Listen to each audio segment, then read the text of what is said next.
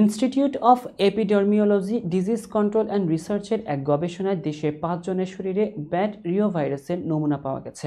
চিকিৎসকরা জানিয়েছেন, বাদুড়ের মাধ্যমে ছড়ানো এই ভাইরাসের উপস্থিতি মানবদেহে পাওয়ার ঘটনা এটি প্রথম, যা ছড়াতে পারে আক্রান্ত ব্যক্তির হাঁচি কাশির মাধ্যমে।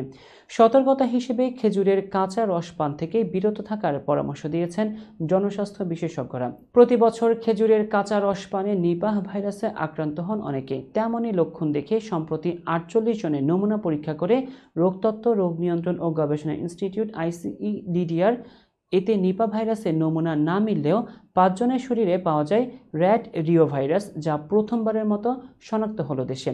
রিও ভাইরাসের চিকিৎসা পদ্ধতি এখনও আবিষ্কৃত হয়নি বলে জানিয়েছেন বিশেষজ্ঞরা। তারা বলছেন, এই ভাইরাসের উপস্থিতি সাধারণত বাদুড়ে পাওয়া যায় এবং এটি করোনার মতো ছোঁয়াচে না হলেও আক্রান্ত ব্যক্তির হাঁচি কাশির মাধ্যমে ছড়াতে পারে।